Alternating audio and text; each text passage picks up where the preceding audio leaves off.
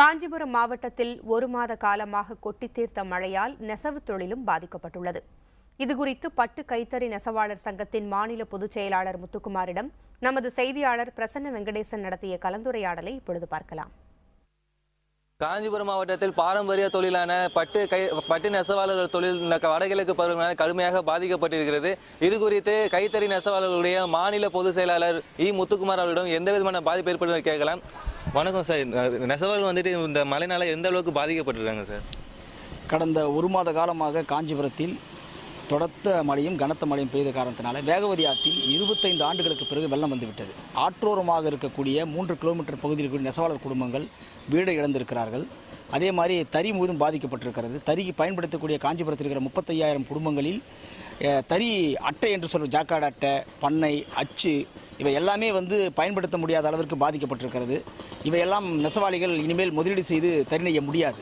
ஆகவே இதை அரசு வழங்கணும். ஒவ்வொரு தறிக்கும் 5,000 ரூபாய் குறைந்தபட்சம் உபகரணங்களுக்காக மட்டும் பாதிக்கப்பட்டிருக்கிறது. வீடு இடிந்த குடும்பங்கள் ஏராளமாக இருக்கிறது. இந்த மழையின் காரணமாக பட்டை பொறுத்தவரையிலும் வெப்பத்தில் மட்டுமே பாதுகாப்பானது. மழை காலத்தில் தறி நெய்யவே முடியாது. இன்னும் ஒரு மாத காலம் தறி நெய்ய முடியாது. ஏற்கனவே ஒரு மாதம் வேலை இல்லை.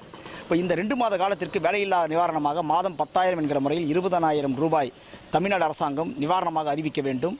மேலும் வீடு இடிந்த குடும்பங்களுக்கு வீடு கட்டித்தர வேண்டும். பசுமை வீடு திட்டத்தின் கீழே நெசவாளர்களுக்கான வீடுகளை கட்டித் தருவதோடு இது குறித்த கூட்டுறவு சங்கத்திலிருந்து மட்டுமே 8,000க்கும் மேற்பட்ட மனுக்கள் கைத்தறித்துறைக்கு கொடுக்கப்பட்டிருக்கின்றன. கூட்டுறவு நெசவாளர்களுக்காக தனியார் நெசவாளிகளும் 7,000 மனுக்கள் கொடுக்கப்பட்டிருக்கிறது. ஆனால் மாவட்ட ஆட்சியர் தகவல் வரவில்லை என்று சொல்கிற தகவல் வேதனையாக இருக்கிறது. மேலும் நெசவாளருடைய பகுதிகளுக்கு முழுமையாக எந்த விதமான கைத்தறி குழுக்கள் பார்வையிடுவதற்கு முழுமையாக வரவில்லை. ஆகவே கொடுத்திருக்கிற நிவாரணங்கள் மட்டுமல்ல, சேலை பழுதடைந்திருக்கிறது, கரை விழுந்திருக்கிறது.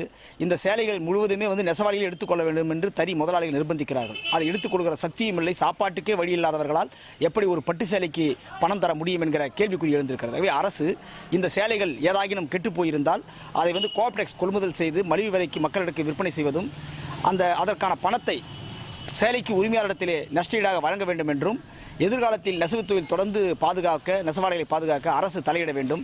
ஆடு இறந்தால் மாடு இறந்தால் எல்லோருக்கும் உதவி செய்கிற தமிழக அரசாங்கம் நெசவாளிகள் குறித்து ஒரே கேள்விக்குறியோடு இருப்பது என்பது 1,000-2,000 ரூபாய் நிவாரணம் போன்றவைகள் போதுமானது அல்ல என்பதையும் தெரிவித்து அவர்கள் வாழ்க்கையை பாதுகாக்க அரசு போர்க்கால அடிப்படையில் தலையிட வேண்டும் என்று கேட்டுக்கொள்கிறோம்.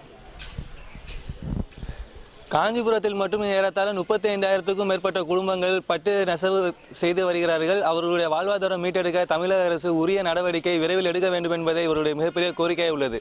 புதிய தலைமுறை செய்திக்காக ஒளிப்பதிவாளர் இஸ்மாயிலுடன் பிரசன்ன வெங்கடேசன்.